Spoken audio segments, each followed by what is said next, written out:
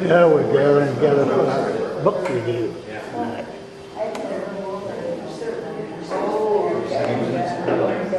I have this on. Stuff files of Mrs. Basil E. Frankweiler. This is by E. L. Koenigsberg. There have been 3 movies and several awards of this. It's an old book. This was actually put out as the 30th edition of it. So you're going to hear something that's quite old. It first came out in 1972. So that's why I said you might know. To my lawyer, Saxenberg, I can't say that I enjoyed your last visit. It was obvious that you had too much on your mind to pay any attention to what I was trying to say. Perhaps if you had some interest in this world besides law, taxes, and your grandchildren, you could almost be a fascinating person. Almost.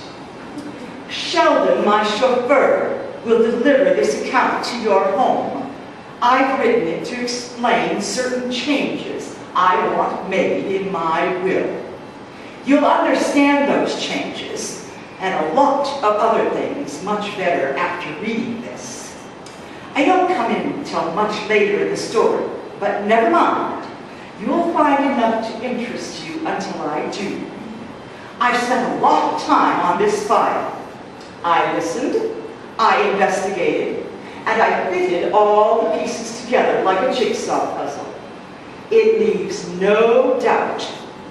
Well, Saxenberg, read and discover Mrs. Basil E. Frankweiler.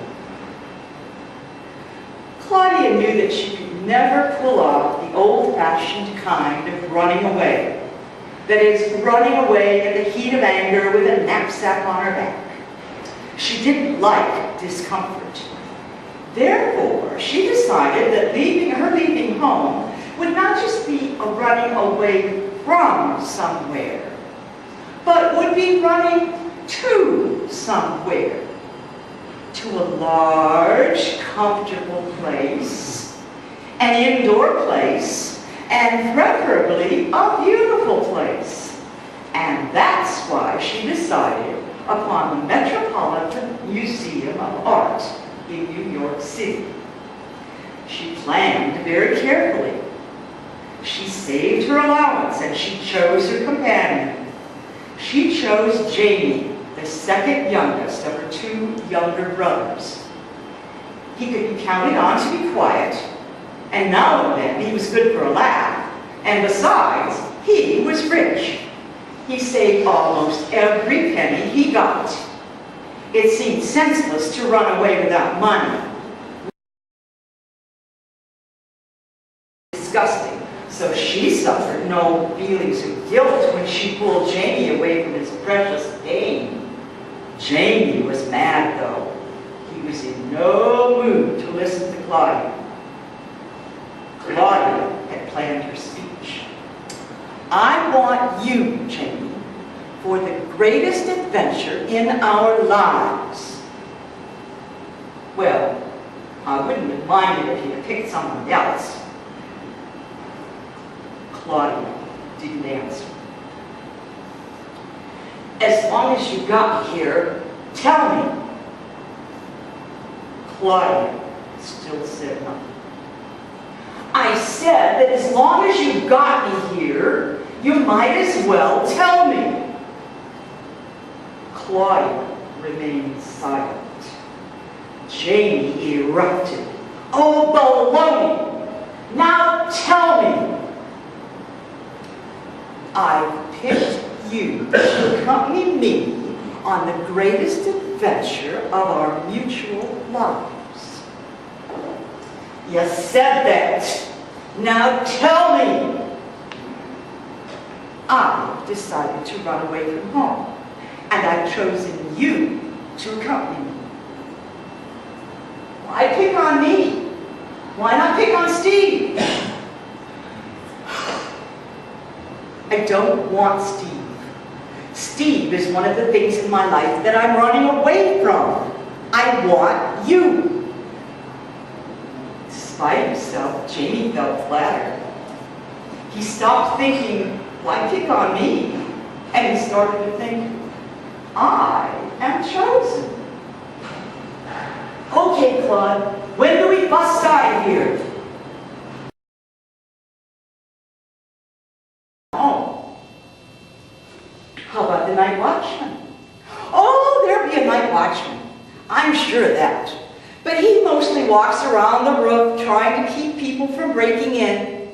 They mostly use burglar alarms on the inside. We'll just never touch a window or a door or anything valuable. Now, let's find a place to spend the night. They wandered to the rooms of fine French and English furniture. It was here that Claudia knew for sure that she had chosen the most elegant place in the world to hide. At last, she found a bed that she considered perfectly wonderful, and she told Jamie they would spend the night there. The bed had a tall canopy supported by an ornately carved headboard at one end and two gigantic posts at the other end. Claudia had always known that she was meant for such fine things.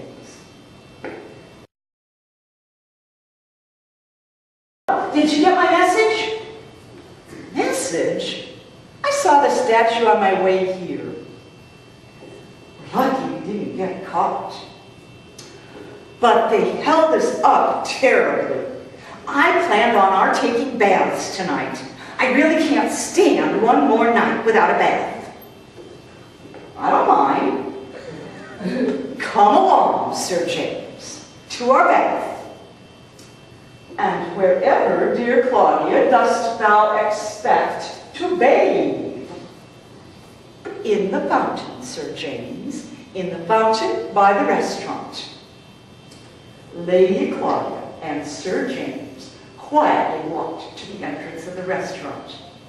They easily climbed under the velvet rope that meant that the restaurant was closed to the public. Of course, they were not public. They shed their clothes and waded into the fountain. Even though it was freezing cold, Claudia enjoyed a bath. Jamie enjoyed his bath too, but for a different reason. When he got into the pool, he found bumps on the bottom. Smooth bumps. When he reached down to feel one, he found it moved. He could even pick it up. He felt its cool roundness and splashed his way over to Claudia. In come Claudia,